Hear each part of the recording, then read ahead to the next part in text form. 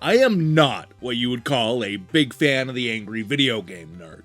I don't consider myself to be an angry guy, and I never really connected with James Rolfe's brand of comedy or video game analysis. That said, what I am a big fan of is Retroware, the publishers behind must-play throwback titles like Prison City and the excellent run-and-gun shooter Iron Meat. So when I heard that Retroware was releasing an 8-bit game based on the angry video game nerd, I was simultaneously excited and a little worried. I wondered if I'd be able to overcome my aversion to the nerd's angry character and actually enjoy a well-crafted throwback action game.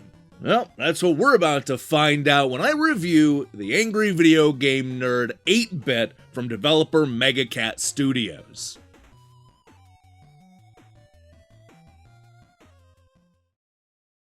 The Angry Video Game Nerd 8-bit actually kicks off with a promising start. There's a fun, silly, and fantastically vulgar cinema that introduces us to the nerd and his YouTube series, taking us on a fun trip through some of his viral videos. Watch out, because out of nowhere comes Super Mecha Death Christ, a Frankenstein's monster-style bad guy who appears to be assembled using elements from a whole bunch of infamous games.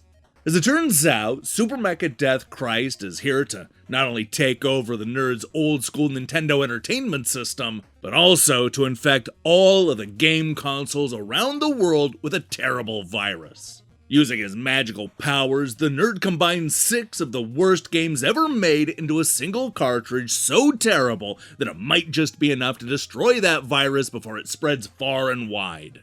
We do this by jumping between 6 different stages, each modeled after a different game that the nerd has bashed on his popular series.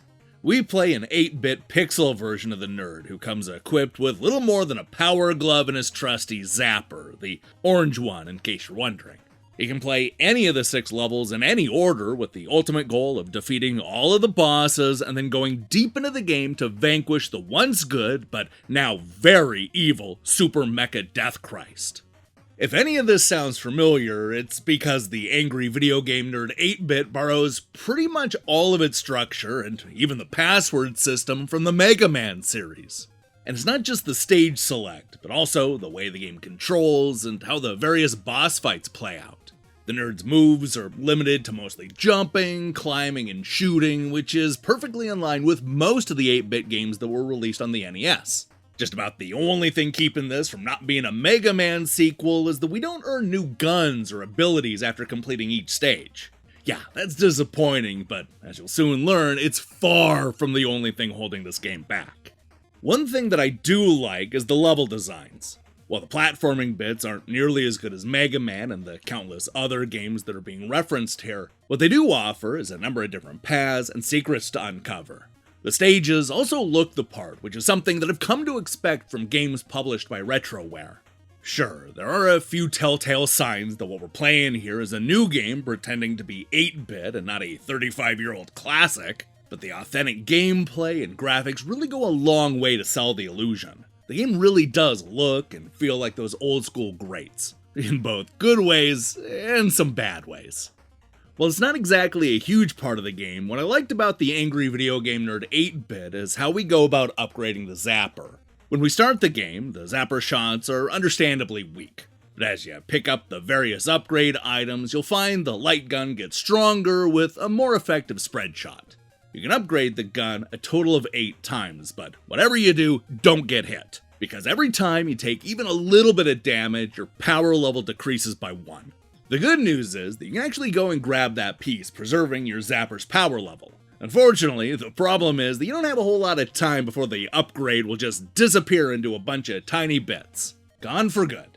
And you see, that brings me to the biggest problem that I have with the Angry Video Game Nerd 8-bit. This is a game that's too afraid to actually embrace what it's trying to emulate, and that is a punishingly hard throwback 8-bit game like Mega Man 2. Oh, it certainly flirts with being as tough as those classic games, but for whatever reason, it always relents at the very last second. The perfect example of what I'm talking about here is how the game doles out power-ups. Every time the nerd is on his last life, we're treated to an especially powerful item that not only makes your gun stronger, but also features an eggplant creature flying around the screen. This may not be a big deal when you're working your way through the regular platforming sections, but it effectively ruins every single boss battle in this entire game. Normally, when you get to a boss in an 8-bit game, you would spend a few lives trying to figure out the pattern and use your skill to overcome the challenge.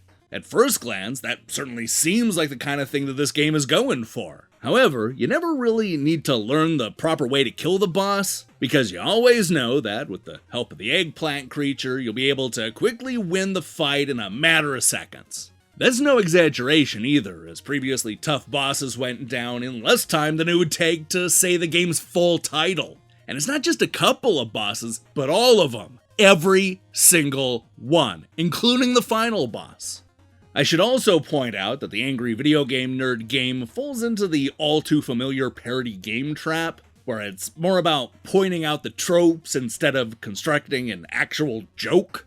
This is the kind of game that wants to mock the overused cliches in classic video games, yet still chooses to put them in the finished product. And you know what? It's actually worse than that, because the rest of the jokes are in the, "Hey, I recognize that" category. You see, it's funny because it's a reference to something from your childhood. I don't know, maybe that type of humor works on some people, but not me. A lot of the things that feel like jokes are really just an homage, like when you fight a slightly different version of the Technodrome from the Teenage Mutant Ninja Turtles, or a stage that somewhat resembles Ghosts and Goblins or Mega Man. Hey, isn't that one of those rat enemies from Battletoads? And isn't it funny when they change the name from Frankenstein to Spankenstein? No, it's not. And neither are any of the other stabs at comedy found throughout the game. I would argue that the only genuine attempt at comedy comes in the form of the full-motion video cutscenes starring the nerd himself, and even those are barely worth a chuckle. Look, obviously, the Angry Video Game Nerd 8-bit is hardly the only parody game to fall into these traps. Far too many game developers mistake references for punchlines, because it's surprisingly easy to do. But of all people, the nerd really should know better than that, and this game really should be a lot funnier.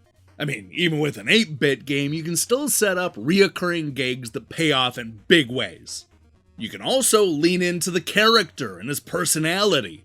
Aside from the start of each level telling you to get pissed, you don't really see the Angry Video Game Nerd get, angry. Imagine the jokes and humor you can mine just from him playing into that character, getting angrier and angrier as he goes along. Unfortunately, all you can do is imagine it because it's not in this game. As a throwback game that is purposely ripping on familiar levels and tropes, the Angry Video Game Nerd 8-bit is fun, though hardly spectacular. We've seen a lot of wannabe retro games plow similar ground. And even Retroware did this kind of thing better in their first 2 games. This is surface level stuff, the absolute bare minimum of what you need to deliver this kind of experience.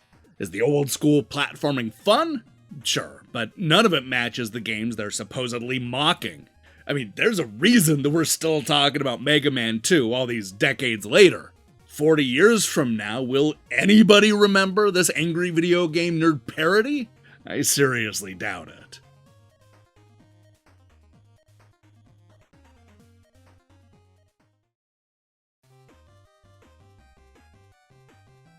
Fans of James Rolfe's Angry Video Game Nerd character may enjoy the references and full-motion video sequences, but the game that he's stuck in is surprisingly lackluster.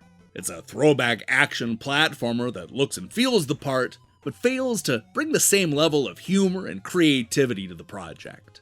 It does absolutely nothing with what could have been a promising premise and falls short of matching the 35-year-old games that it's trying to mock. This is a rare miss from the otherwise solid Retroware, the publisher of some of my favorite throwback games. Oh well, at least Neon Inferno is just around the corner, right?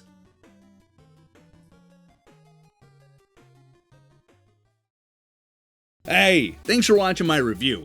If you liked what you saw here, then you should know that we post new reviews and features almost every day. Now, here's the question I have for you. What YouTube channel could be turned into a great game? It doesn't have to be a gaming channel. In fact, it probably shouldn't be. There's just so much on YouTube. I'm excited to see your thoughts in the comments below. In other news, we're going to be back next week with a whole week of Halloween fun, including an especially gruesome Mortal Kombat matchup. If that sounds good to you, then I strongly recommend you click that subscribe button and support what we're doing here. Until then.